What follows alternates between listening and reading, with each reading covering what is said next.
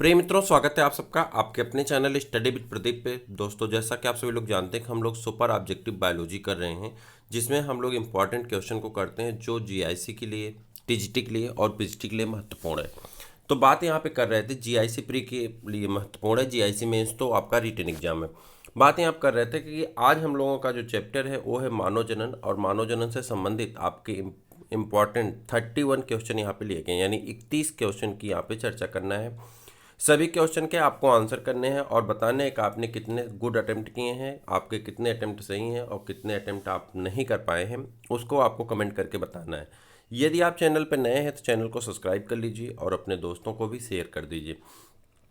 तो पहला प्रश्न आपकी स्क्रीन पे दिखाई पड़ रहा होगा, मनुष्य के भ्रूणी विकास में प्रवस्था का क्रम है। कह रहा है जो भ्रूणी विकास होता है तो भ्रूणी विकास के प्रवस्था का क्रम क्या होता है, यानी एम्ब्रियानिक स्टेज के जो फेजेज आते हैं उन फेजेज के बारे में आपको बताना है।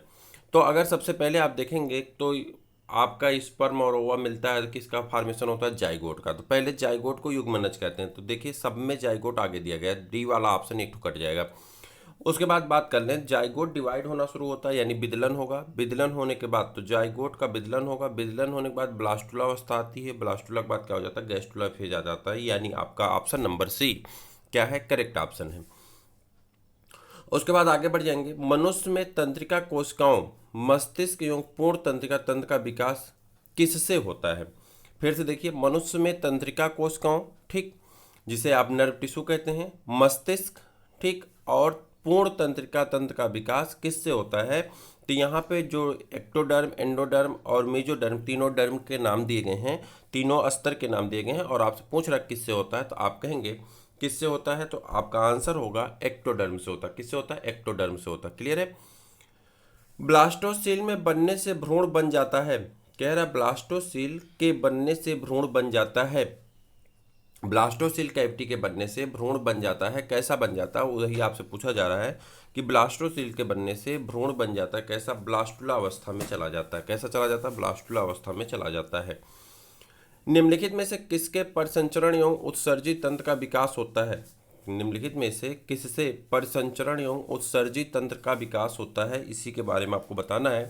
परिसंचरण और उत्सर्जी तंत्र का विकास होता है उस किससे होता है, मेसोडर्म स्तर से होता है। किससे होता है, मेसोडर्म स्तर से होता है। आप पढ़े हैं कि जो जर्म लेयर 3 स्तर होती हैं, मेसोडर्म, एक्टोडर्म, एंडोडर्म, तो इन्हीं से परिवर्तित होकर के शरीर का डेवलपमेंट होता है। तो वही पूछ रहा है, अभी ऊपर किसको पूछ रहा है, नर्व टिश्यू को पूछ रहा था, किससे होता था, एक्टोडर्म से। अब पूछ रहा है कि जो रक्त होता है, रक्त का परिसंचरण तंत्र और उत्सर्जन तंत्र, यानी जो इंटरनल ऑर्गन आपके दोनों हैं, ये दोनों इंटरनल ऑर्गन किस किस स्तर से बनते हैं, तो आप कहेंगे मेसोडर्म स्तर से बनते हैं। क्लियर है।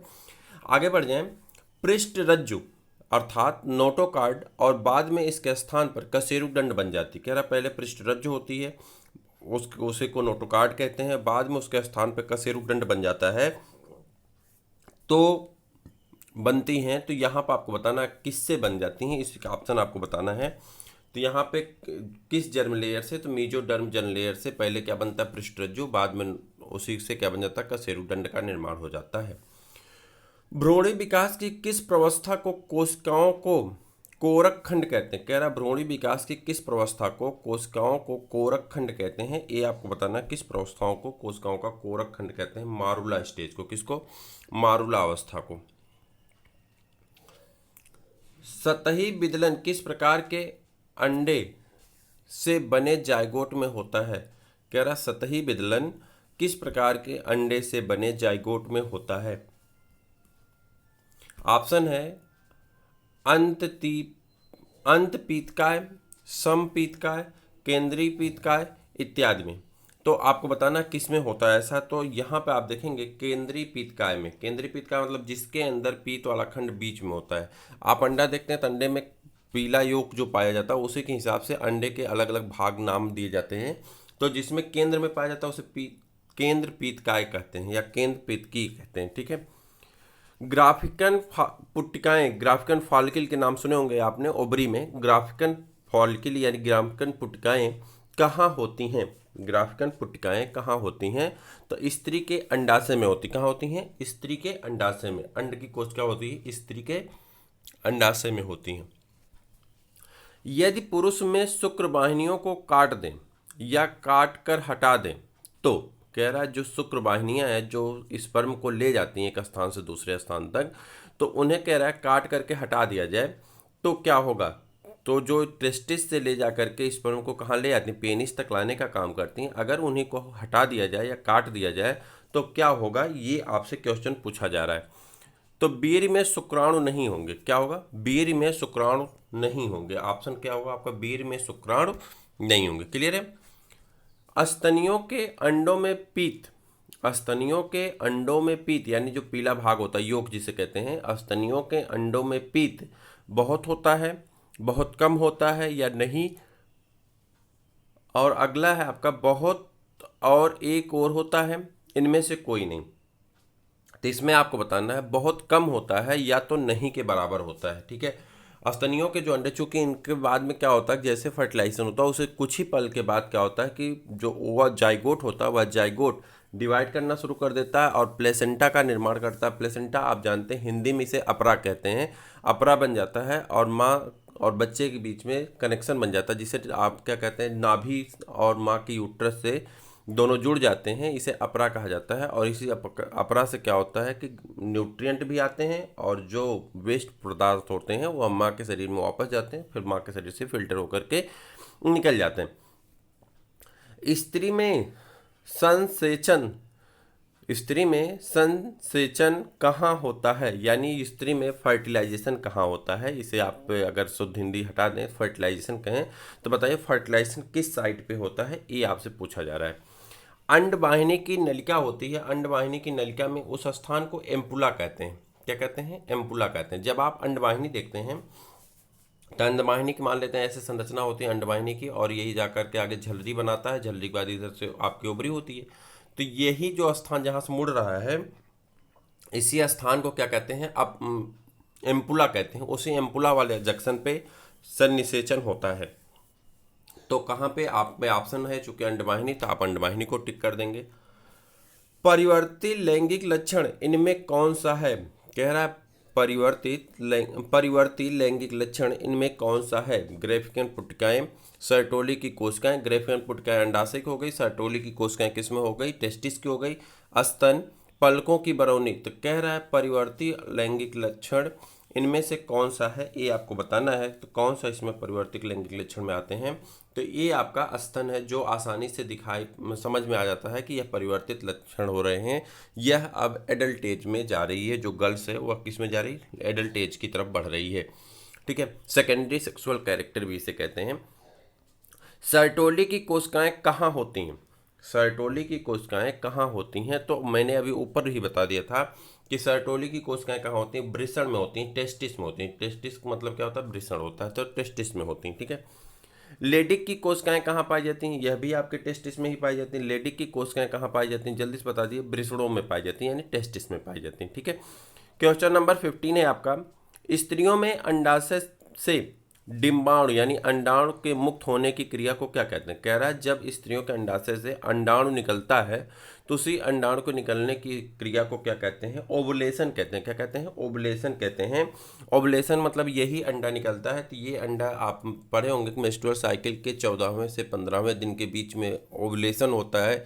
जो ओवुलेशन अंडा निकलने के बाद क्या होता है कि अगर उसे स्पर्म मिल जाता है तो फर्टिलाइजेशन कर लेता, अगर नहीं मिलता है तो यह फिर धीरे धीरे किसमें, मेंस्ट्रुअल साइकिल की तरफ बढ़ जाता है। प्रोजेस्टेरॉन हार्मोन का श्रावण किसके द्वारा होता है, प्रोजेस्टेरॉन हार्मोन का श्रावण किसके द्वारा होता है, यह क्वेश्चन आपसे पूछा जा रहा है। आप जल्दी से बता दीजिए, प्रोजेस्टेरॉन हार्मोन का श्रावण कार्पस ल्यूटियम के द्वारा होता है। कार्पस ल्यूटियम सी ऑप्शन सही है आपका, आपके सी ऑप्शन में कार्पस ल्यूटियम द्वारा होता है। तो आप कहेंगे प्रोजेस्टेरॉन हार्मोन किसके द्वारा स्रावित होता है, कार्पस ल्यूटियम द्वारा होता है। स्त्री का भग सिसन अर्थात क्लिटोरिस होता है। कह रहा है स्त्री का भग सिसन अर्थात क्लेटोरिस होता है, क्या होता है, ये आपको बताना है। तो नर के सिसन के समजात होता है, नर के सिसन के समजात, जैसे नर का पेनिस होता है लगभग उसी के जैसे क्या पाया जाता है, स्त्रियों में भग सिसन पाया जाता है, जिसे क्लेटोरिस कहते हैं। ठीक। स्त्री में डिम्बोत्सर्ग के बाद ग्रेफियन पुटिका के फट जाने पर कौन सी संरचना बनती। कह रहा है जो ओवुलेशन हो जाता है या डिम्बोत्सर्ग हो जाता है या उसे ओवुलेशन कहते हैं, अंडे का निकलना हो जाने के बाद जो बचा हुआ सेल का पेरिफेरी होती है उससे कौन सी पुट्टिका का निर्माण होता है? तो उसी से कार्पस ल्यूटियम बनता है जो प्रोजेस्टेरॉन हार्मोन का स्रावण करता है। क्या बनता है? उसी से कार्पस ल्यूटियम जो प्रोजेस्टेरॉन हार्मोन का क्या करता है? स्रावण करता है। आगे बढ़ जाए। सर्टोली की कोशिकाएं होती हैं, सर्टोली की कोशिकाएं होती हैं लैंगरहैंस की दीपिकाओं में और ग्लूकेगान का स्रावण करती हैं, दाएं अलिंद की दीवार में और संकुचन की लहर को प्रसारित करती हैं, आगे मनुष्य के आमाशय में और एचसीएल का स्रावण करती हैं, और वृषणों में और विकासशील शुक्राणुओं को पोषण देती हैं। तो कहाँ होती हैं? वृषणों में पाई जाती हैं और विकासशील शुक्राणुओं को क्या देती हैं? पोषण देती हैं। तो आपका आंसर कौन सी हो सकता है? वृषणों में और विकासशील शुक्राणुओं का पोषण देती हैं। यदि आप चैनल पर नए हैं तो चैनल को सब्सक्राइब कर लीजिए। मैं आपसे बता रहा था कि सुपर ऑब्जेक्टिव की एक श्रृंखला और चलती है आपकी जीआईसी जीएस की, और तीसरी जो है यही बायोलॉजी की है, जिसमें हम लोग इंग्लिश के क्वेश्चन, इंग्लिश में सारे क्वेश्चन आंसर दिए गए हैं, तो इंग्लिश वाला भी कर रहे हैं। कुछ मित्र ऐसे हैं कि जो इंग्लिश में कंफर्ट अपने आप को फील करते हैं, तो वहाँ आपको बाइलिंगुअल है, यानी दोनों लैंग्वेज में आपको मिल जाएगा, हिंदी में भी इंग्लिश में। क्वेश्चन और आंसर टोटल इंग्लिश में है, लेकिन एक्सप्लेनेशन उसका पूरा हिंदी में है। तो हिंदी में हम उसे एक्सप्लेन करके आपको बता रहे हैं। तो अगर आप देखना चाहते हैं तो वह वीडियो भी आपके लिए बेहद महत्वपूर्ण है। लेकिन जो मित्र सिर्फ और सिर्फ हिंदी में चाहते हैं उनके लिए यह है। और जीआईसी जीएस की क्लास अगर आप नहीं कर रहे हैं प्रैक्टिस पेपर, तो उसे करिए। आरओ जीआईसी जीएस दोनों के लिए बहुत महत्वपूर्ण है।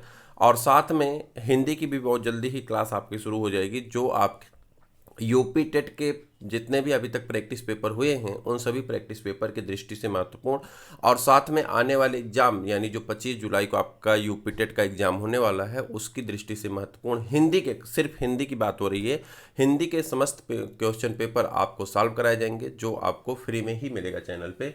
तो आप उसका आनंद ले सकते हैं। उसके लिए आप चैनल को सब्सक्राइब के रहिए, नोटिफिकेशन आपको पहुंच जाएगी, आप जान जाएंगे। यदि आपको कोई प्रॉब्लम हो रही तो आप नीचे दिए गए डिस्क्रिप्शन बॉक्स में नंबर पे आप एसएमएस करके सारी जानकारी प्राप्त कर सकते हैं। व्हाट्सअप करेंगे तो आपको व्हाट्सअप का नंबर ऐड कर दिया जाएगा और आपको सारी जानकारी जो आप जानना चाहेंगे बता दिया जाएगा। ठीक है, अब आगे चलते हैं, बातचीत बीच में नहीं है। कह रहा है डिम्बो उत्सर्ग किस हार्मोन के नियंत्रण में होता है? आपसे पूछ रहा है कि डिम्बो उत्सर्ग जो होता है वह किस हार्मोन के नियंत्रण में होता है, और मुझे उम्मीद है कि यह सब लोग बता देंगे। ठीक है, तो यहाँ पे एक हार्मोन निकलता है जिसका नाम है एफएसएच और एलएच, यानी फॉलिकल स्टिमुलेटिंग हार्मोन या ल्यूटिनार्जिंग हार्मोन। क्या है? फॉलिकल स्टिमुलेटिंग हार्मोन, या इसी को क्या कहते हैं? ल्यूटिनार्जिंग हार्मोन, यानी एफएसएच और एलएच हार्मोन के नियंत्रण में कार्य करता है। ठीक है, अब यह हार्मोन कहाँ से निकलता है? तो यह हार्मोन पिट्यूटरी से निकलता है। तो ये सब चीज़ें आप पढ़े होंगे, अगर नहीं पढ़े होंगे तो उस जब हम लोग क्लास 11th का चैप्टर करेंगे, कौन सा, ग्लैंड वाला, अंतःस्रावी ग्रंथियों, तो उसमें ये सारी चीज़ें कवर हो जाएंगी, परेशान होने की आवश्यकता नहीं। मनुष्य में अंडाणु होते हैं, जल्दी से बताइए मनुष्य के अंडाणु कैसे होते हैं? तो आप कहेंगे अपीत की। इसमें बहुत ट्रेस अमाउंट में, बहुत कम मात्रा में पीत पिंड पाए जाते हैं। पीत पिंड पर नहीं पाए जाते, नहीं के बराबर पाए जाते हैं, इसलिए इसे अपीतकी कहते हैं। पुरुष के वृषणों में नर हार्मोन का स्रावण करने वाली कोशिकाएं, कह रहा पुरुष के वृषण में जो नर हार्मोन होते हैं उसके स्रावण करने वाली कोशिकाएं क्या कहलाती हैं? इसके बारे में आप बता दीजिए। पुरुष के वृषणों में नर हार्मोन का स्रावण करने वाली कोशिकाएं क्या कहलाती हैं? तो आप बताएंगे 22 का आंसर जो होता है वो आपका क्या हो जाता है? ए हो जाएगा। क्या हो जाएगा? लेडिक की कोशिकाएं। पुरुष के वृषणों में नर हार्मोन का स्रावण करने वाली कोशिकाएं कौन सी होती हैं? लेडिक की कोशिकाएं होती हैं।